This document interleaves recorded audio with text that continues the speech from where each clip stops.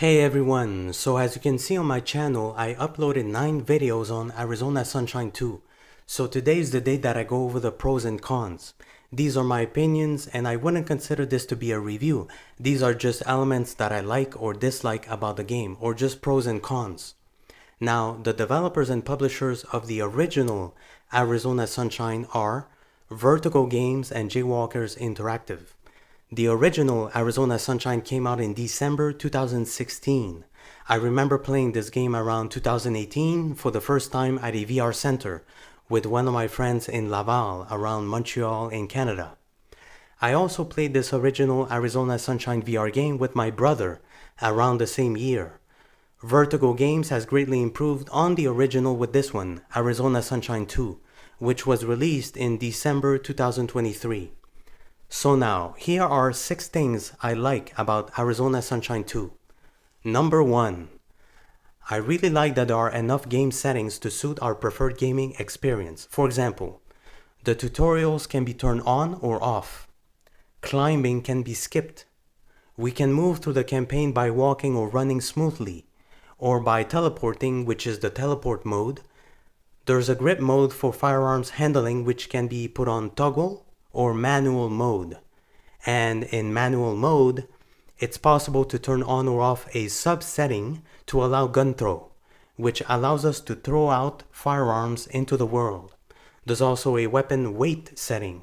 It's possible to reload guns automatically or manually, and it's possible to reload manually by cocking the slide backwards or by pressing the A button to release the slide and chamber the first round from a new magazine. However, it's not perfect, but I'll get to that when I discuss the cons. Number 2. I like that there's enough firearms variety throughout the campaign.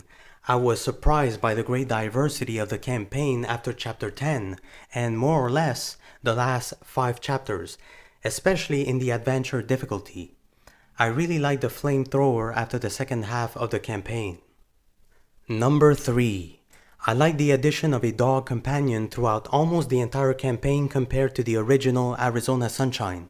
Also, this campaign appears to be roughly twice as long as the original Arizona Sunshine or the new Arizona Sunshine remake. Arizona Sunshine 2 has 19 chapters for the campaign compared to 9 chapters in Arizona Sunshine. It increases the palatability or flavoring of the campaign. It also adds a bit more replayability. I'm not a pet owner, but the dog is a good-looking addition to the game environment and controls and interactivity. And we could pet the dog. And it's well modeled and it sounds genuinely canine. If only the MetaQuest 3 provided better graphics. Number 4. I like the gun controls and gun mechanics. I like the look and the sound of the firearms and the reloading animations. The head and the body movements as well as objects interactivity are satisfying enough. But it's not perfect. I'll get to that in the next section. Number 5. I like that Arizona Sunshine 2 doesn't appear too arcade due to its good-looking graphics and its visually appealing animations, given that Vertigo Games improved the animations over the years since 2016. As I mentioned at the beginning, the tutorials can be turned on or off, and I personally turned them off after I became accustomed to the controls. I hate being bothered by tutorials while playing. And lastly, number 6. Although the enemy variety is meager throughout the campaign, there are bigger zombies towards the end that must be taken down with the help of your dog buddy, and shoot them in the face after they have been taken down to the ground by your dog.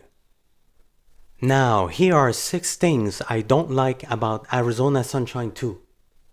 Number 1. There are enough difficulty options: story, adventure, survival, and apocalypse. But I find them unbalanced. For example, in story difficulty, it's a bit too easy and boring, and you get a red laser on your firearms. If you try harder difficulties like survival and apocalypse, it becomes a bit too hard because you die from 1 or 2 hits by the zombies, which shouldn't be the way to make the game harder. It should be more about having less weapons and ammunition and perhaps The zombies could be more aggressive and faster, but not that you die only from one hit. I don't find it much fun and only frustrating. If you were in the real world with real zombies, you wouldn't die just from one hit. And in the real world, you could hide, jump, and climb at will. So dying from one hit without using the teleport movement mode is not much fun. Again, these are just my opinions and preferences. Yes, I am aware that with the teleportation mode you can avoid some of the problems I mentioned, but that's not the point. In The Walking Dead Saints and Sinners, you can shake off the dead, and in Arizona Sunshine, it's not possible. Number 2. I don't like using teleportation to move through the world. I never did since 2018, so I use the smooth movement setting. There's no problem when walking forward with the left thumbstick, but when you have to run for quite a while, it becomes tiring because running in this game feels like fast walking.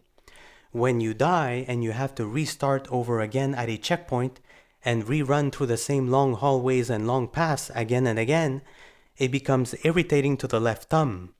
To run, you have to press forward the left thumbstick, and after many hours of gameplay, the thumb becomes sore, and personally, the skin of my thumb starts to peel off as you only feel that your character is walking fast or jogging, but definitely not running nor sprinting. Number 3. It's possible to grab a firearm with a grip button and let go of the grip button, but it stays in your hand. It works this way when the toggle setting is turned on for the grip mode in the game settings, as I mentioned earlier. So far so good. However, if you grab a melee weapon, it doesn't stay in your hand. It drops as soon as you let go of the grip button. So melee weapons in this game can only be held into your hand by continuously pressing the grip button. For firearms, there's a setting to either use toggle or manual, as I mentioned earlier. Toggle makes firearms stay in your hand, and manual makes firearms fall from your hand if you let go of the grip button, just like melee weapons. So I just wish that it would have been possible for the developers to have programmed a manual setting that would allow a grip mode to stay in your hand without continuously pressing the grip button for both firearms and melee weapons. Or I wish they could have programmed a hybrid between toggle mode and manual mode in order to pick up guns at will, drop them at will, and swap them at will, even though there would obviously be a maximum of 3 to 4 weapons on your person. Number 4. There are not enough hormone maps. This is a disappointment. I expected far more than just 4 horn maps. I observed that it's quite evident throughout the campaign that the developers simply reused maps or world environments from the campaign into the hormone maps. So I'm fairly certain they could have added more horn maps, but I don't know the real reason. I'm not bashing Vertigo games, I'm just saying that it's a disappointment that there are still only 4 horn maps. Number 5. The customization section in the game menu feels like an afterthought.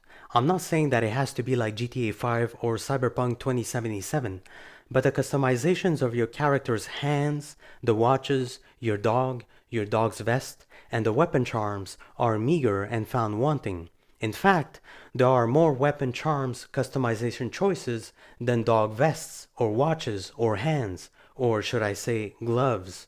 This is a bit silly, I find. And lastly, number 6. Sometimes zombies swing their arms to hit you, but the game registers the hit way before the hands of the zombie hit you. Sometimes a zombie starts pulling their arms backward to hit you, but the game registers a hit much before the arm of the zombie touches you. This is frustrating because it doesn't match what we see in the game or the headset.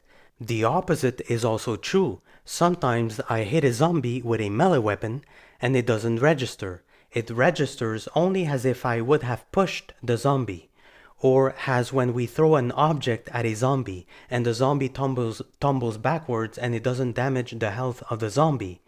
This is just annoying.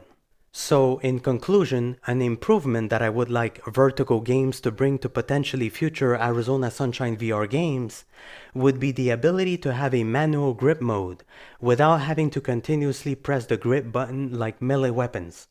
or a hybrid between the toggle mode and manual mode. Also, they should add the ability to jump in the world even if there are still boundaries and create larger world maps. And please also create more horde maps. Being able to run faster like sprinting would be less tiring as an option. I know that maybe it wasn't done to avoid motion sickness for some people, but at least make it an option in the game settings. Finally, improving the difficulty options to make them more balanced and realistic would add some replayability value.